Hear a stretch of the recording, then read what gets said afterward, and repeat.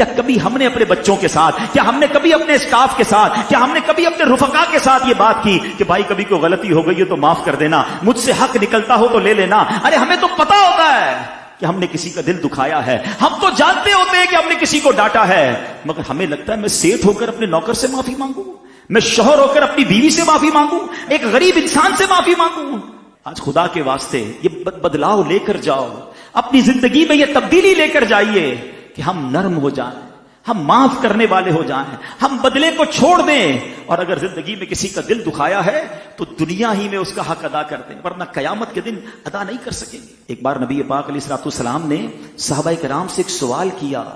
کہ بتاؤ مفلس کون ہے؟ حدیث کا خلاصہ ہے۔ اب میں یہی سوال آپ سے کروں کہ پور کون ہے، مفلس کون ہے؟ آپ بھی یہی جواب دیں گے، جس کے پاس پیسے نہیں وہ مفلس ہے۔ صحابہ نے بھی یہی رپلائی دیا، مگر نبی پاک نے جو اس کی انٹرپریٹیشن کی نا، امیزنگ۔ سنو، آقا فرماتے ہیں مفلس میری امت میں وہ ہے جو قیامت کے دن نماز، روزے اور زکوٰۃ لے کر آیا،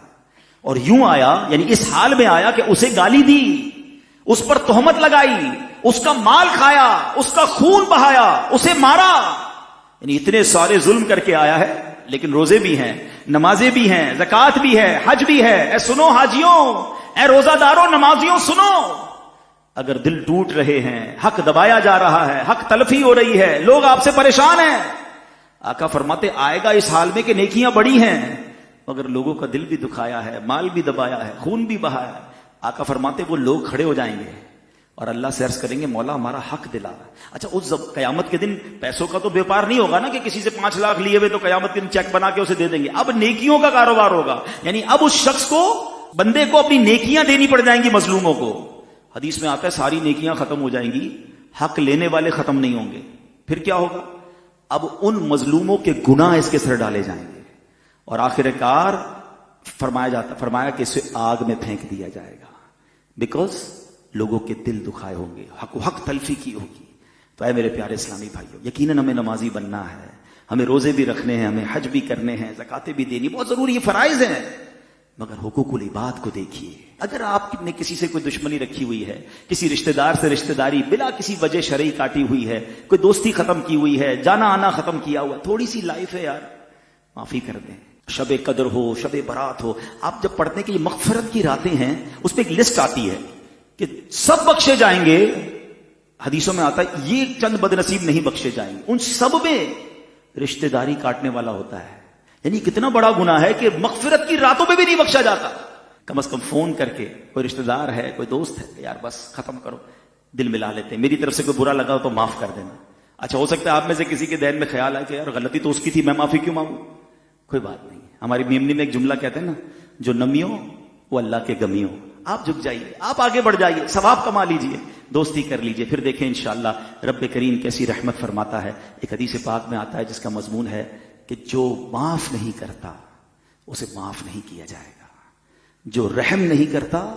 اس پر رحم نہیں کیا جائے گا۔ ہم معاف کریں اس نیت کے ساتھ کہ اللہ میں نے تیرے بندوں کو معاف کر دیا، اے کریم تو سب سے بڑا معاف کرنے والا ہے، آج تو میرے گناہ معاف کر دے، پھر دیکھیں کیسے رحمت کی نگاہ ہوتی ہے۔ کہتے ہیں کہ اگر یتیم بچہ ضد کرے تو کیا اسے بہلانے کے لیے جھوٹ موٹ ہاں کہہ سکتی ہے؟ جیسے بچہ باہر جانے کی ضد کرے تو ماں اچھا لے جانا باہر تو ہاں میں لے جاؤں گی، اس طرح کر کے، کیا یہ صحیح ہے؟ دیکھیں صحیح نہیں ہے، جھوٹ نہ کریں، آپ ایسے کوئی مطلب معاملہ کریں، گول مول سے بات کر لیں، بڑے ہوتے ہیں، بچوں کو بہلانا تو کوئی مشکل نہیں ہوتا، اور یتیم ہی یہاں ضروری نہیں ہے، اگر شوہر زندہ بھی ہے تب بھی بچوں کے ساتھ جھوٹ بولنا، اس طرح بہکانا غلط ہوتا ہے۔ ابھی ہماری بہنیں جو ہوتی ہیں اللہ ان پہ رحمت نازل فرمائے، خاموش ہو جا ورنہ باہر باؤلا کھڑا پکڑا دوں گی، حالانکہ باہر نہیں ہے، یہ جھوٹ ہے اور نام اعمال میں گناہ کبیرہ لکھا جائے گا۔ ایسی بعض اوقات بچے کو قریب کرنے کے لیے یہ لو یہ لو یہ لو یہ لو، وہ بچہ سمجھتا ہے چیز ہے، وہ آیا قریب چمٹا لیا، پیار کر دیا اس کو، بس وہ کچھ بھی نہیں دیا۔ نبی کریم صلی اللہ علیہ وسلم نے خاتون کو دیکھا، وہ بچے کو بلا رہی تھی کہ ادھر میں کچھ دوں گی، سرکار نے فرمایا کیا دیں گی آپ؟ عرض کی کھجور، فرمایا اگر تم نہ دیتی تمہارے نام اعمال میں ایک جھوٹ لکھا جاتا۔ اس لیے ہماری بہنوں سے گزارش ہے کہ صحیح ماں بننا بھی سیکھیں، اور یہ تمام امور سیکھیے کہ بچوں کے ساتھ کس طرح کے کیسے معاملات کرنے چاہیے، ورنہ یہ بچے آبزرو کرتے ہیں، یہ مائنڈ میں رہتی ہیں چیزیں، اور ہم جھوٹ سکھا رہے ہوتے ہیں اپنے بچوں کو، اور وہ پھر اپنے بچوں کے ساتھ یا دیگر لوگوں کے ساتھ شیئر کر رہے ہوتے ہیں۔ جیسے یہ ڈرانا کہ یہ نہیں کرو، باؤلا پکڑ کے لے جائے گا، حالانکہ نہیں پکڑ کے لے کے جاتا، اب وہ بچہ دوسروں کو کہہ رہا ہوتا ہے ایسا نہیں کرو، باؤلا پکڑ کے لے جاتا ہے، امی نے بتایا۔ یہ جھوٹ در جھوٹ در جھوٹ آپ اس کو منتقل کرتے ہیں، اور شروع سے بچوں کے نام اعمال میں ان پہ تو نہیں ابھی گناہ کبیرہ لکھا جائے گا، لیکن چونکہ ماں باپ سبب بنتے ہیں تو اس کا وبال پھر ماں باپ پر ہوگا، اور بالغ ہونے کے بعد یہ عادت قائم رہی، وہ اپنے بچوں کے ساتھ کریں گے تو پھر ان کے نام اعمال میں بھی گناہ ہوگا۔